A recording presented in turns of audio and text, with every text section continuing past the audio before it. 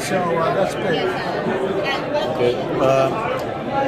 The question that I wanted to ask you most is about steroids. Yes. Do you think you would have been able to develop the kind of body that you did without enhancements? Because sometimes I feel maybe you could. Because of my spinal curves, you couldn't tell now, but I was naturally blessed with a great physique, so I could have wrestled without. But everybody, once again, everybody almost everybody was doing it back then, so I thought that's what you're supposed to do. So I feel as though I could have had it, like when I was in WWE the whole time, I was not on anything back then because we were heavily drug tested. I still maintained maybe a 20 to 30 pounds less body weight, but I still had a pretty good physique. Didn't they in one time put you in charge of the steroid policy? Oh, I try to help wherever I can with the wellness of all the wrestlers. Yeah. I'm always available for that. Cool. For, proper training and nutrition and keeping it clean. Yes. What would you say is, do you consider to be your greatest match in all of your career? Wow. Well, I could ask my favorite match was a tag match. I think it was Super Bowl 91, the Steiner Brothers. This guy jumped in Hall of Fame and Sting and I. It's my favorite tag match. My time with the Horsemen, Slammy Yokozuna, and my world title match with her dad. Hulk Hogan was a big one. You put him in a torture rack and he quit. Yeah. 97, if you mention it, 97, WCW really put the big push on you, deservingly so, because the people really loved you. And you made it to the top and won the world championship, and really was, still is. 6 days, better than none. Yeah. Well, some politics involved, but well, they were building up for Sting and her dad, Hulk Hogan. But hey, I'd rather have it 6 days than not at all. Yes, sir.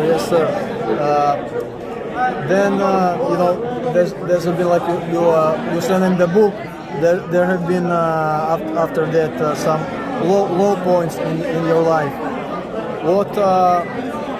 What led you to understand that some drugs and stuff like that should be out of your book? And well, I had to hit you hear about end of your rope or rock bottom. I had to hit that numerous times before I finally ended up in jail. That's where I met a jail chaplain who shared the gospel with me. And that was really my transformation. I realized that my body wasn't my own. It's his. And I should take better. I should be a good steward. And that's what was the key. So I went to rehabs, everything, which was good. It was helpful for a while, but I always fell back into my old ways. So once I developed a relationship with God, that was what convinced me to not go that way anymore. What would you say to people that are in a similar situation? They have drug problem, or and they can't get out of that rock bottom.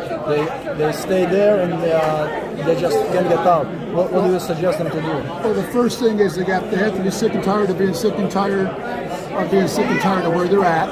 Sometimes they don't know. I work with recovery coaching and a lot of programs. You got to be ready. You got to want to make the change. And once that happens, there's a lot of great programs out there you can plug into. I'm a big Celebrate Recovery advocate. There's Team Challenge. I like the faith-based component, but there's a lot of NA and AA, and there's a lot of great places you can go to get the help you need. But you got to want to do it. How difficult is it to keep it this way and not to fall back off the wagon? For me, once again, I haven't had a drop of alcohol or drug in my body for almost 13 years. Wow! Congratulations! And I owe it all to him. So he's given me the conviction and the strength inside from inside out. Because if it's outside in, it never lasts. Because circumstances, or if you celebrate, or you get down, you want to go back to it.